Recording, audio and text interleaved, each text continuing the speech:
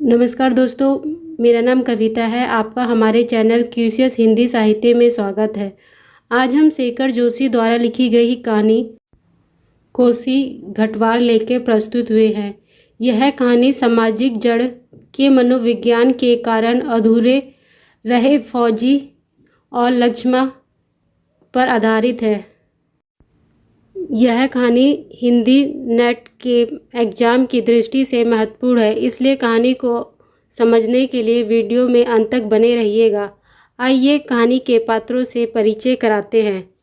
अनाथ फौजी लक्ष्मण और लक्ष्मण के माँ बाप और उसके भाई। कहानी का नायक एक भूतपूर्व सैनिक गोसाई सिंह है। वह फौजी की 15 वर्ष की नौकरी के बाद रिटायर होकर गांव आया है। वह मन बहलाने और अकेलेपन से बचने के लिए कोसी नदी के किनारे पंचक्की लगाई है। यह दृश्य है कि पहाड़ी नदियों में पानी का बहाव कम है और चक्की धीमी धीमी चल रही है। 3 दिन का पिसान जमा हो गया।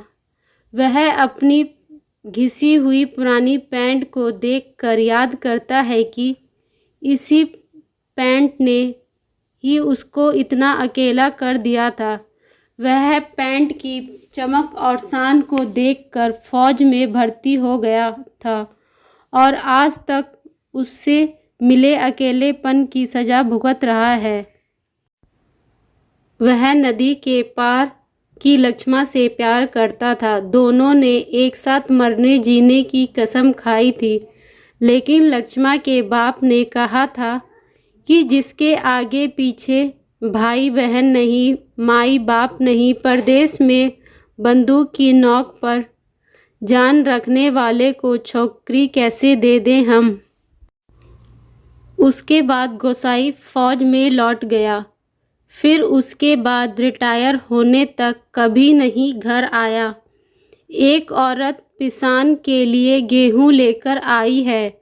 गोसाई पहचान लेता है कि वह तो लक्ष्मण है। वह देखता है कि लक्ष्मण विधवा होकर मायके लौटी है। वह बताती है कि घर में रात के लिए आटा नहीं है। वह लक्ष्मण का गेहूं सबसे पहले पीसने के लिए डाल देता है।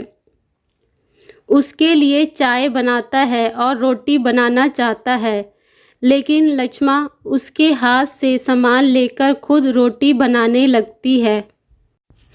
गोसाई जिंदगी में पहली बार औरत के हाथ की बनी रोटी खाता है। वह कुछ पैसे देकर लक्ष्मण की मदद करना चाहता है, लेकिन वह मना कर देती है। उसे समझ नहीं आता कि वह अपनी प्रेमिका की मदद कैसे करे, उसके प्रति अपना प्रेम और अपनापन कैसे दर्शाए। उसी उलझन में अंदर बाहर होता रहा।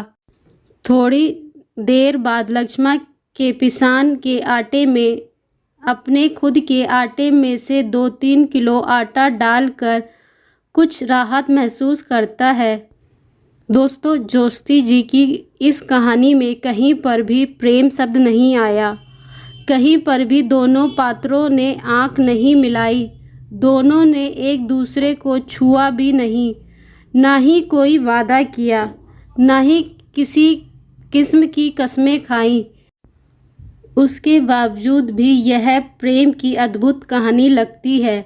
वह लक्ष्मण से विवाह न कर पाने के अफसोस में खुद को सजा देता रहा। उससे कभी भूल नहीं पाया और ना ही किसी और से शादी के बारे में सोच पाया। वह धन देकर उसके स्वाभिमान को ठेस नहीं पहुंचाना चाहता था। उसे नहीं पता था अब दोबारा जीवन में एक साथ जुड़ पाना हो पाएगा या नहीं। वह इन सब बातों के बारे में नहीं सोचता। वह यही सोचता है कि लक्ष्मण के घर में 2 दिन चूल्हा चले। दोस्तों, आज के जीवन में हम सोच भी नहीं सकते हैं कि कोई भूतपूर्व प्रेमिका के लिए इतना कुछ करेगा। आज हम देखते हैं कि सोशल मीडिया पर दिन में 50 बार लव यू टू बोल रहे हैं। जीवन में हम बार बार लव यू की गुहार लगाते रहते हैं। यह सब बेशक 1000 बार बोला जाए, लेकिन इस शब्द में कोई झंझनाहट या कोई रोमांच नहीं होता। ऐसी कोई भी इमेज लव शब्द से नहीं बनती। एक वक्त था जब प्यार शब्द कहने के लिए वर्षों लग जाते थे। हम यह सब नहीं कह पाते थे। तब प्यार शब्द कहने और सुनने भर से दिल की धड़कनें तेज हो जाया करती थी। वे सारी संवेदनाएं, भावना और कोमल एहसास आजकल के लव शब्द में नहीं है। दरअसल तब दिल के अंदर मंदिर हुआ करता था, फिर दिल पागल होने लगा। आजकल दिल बदतमीज हो गया। लेकिन शेखर जोशी ने बिना कुछ कहे, बिना किसी संवाद के दोनों पात्रों के बीच में प्रेम के जिस उच्च शिखर को छुआ है, हमारी आंखें नम हो जाती हैं। हम कहानी के नायक गोसाई जी के साथ हो जाते हैं। हम सोचने लगते हैं कि अगर हम उनकी जगह होते तो हम भी यही करते। यही दुर्लभ प्रेम है। यही जीवन का सबसे अनमोल एहसास है, जो जीवन को खूबसूरत बना देता है।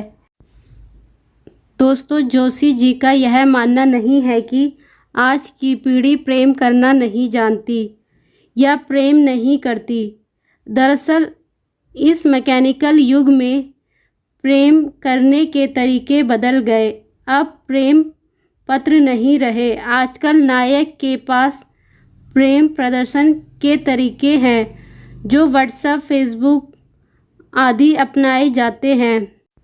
दोस्तों, बेशक आज के प्रेमी के पास प्रेम के प्रदर्शन के ज़्यादा पात्र हैं और तरीके भी अधिक हैं। जीवन में प्रेम हमेशा था और हमेशा रहेगा। दोस्तों, लेकिन क्या आज भी हम यह सोच सकते हैं कि कोई गोसाई जैसा होगा जो बिना एक शब्द बोले अपने तरीके से चुपचाप भीषण अकेलेपन से लड़ते हुए प्रेम का इजहार करने का तरीका ढूंढ रहा हो? प्रेम का जो खत शेखर जी ने गोसाई और लक्ष्मा के जीवन के पन्नों पर लिखा है, वह अद्भुत है।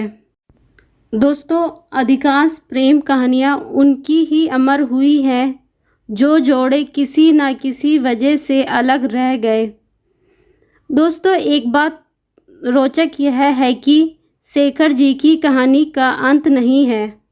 यह खुली और पाठकीय सहभागिता की कहानी है। पाठक जैसा चाहे आगे बढ़ाए। यही खासियत शेखर जी को एक बेहतरीन कहानीकार बनाती है और कहानी को भी अमर बनाती है। दोस्तों, आपको यह कहानी कैसी लगी? अच्छी लगे तो लाइक करिएगा और अपने दोस्तों व सहपाठियों को शेयर करिएगा। और कोई सुझाव या प्रतिक्रिया हो तो कमेंट करके ज़रूर बताइएगा। Thank you.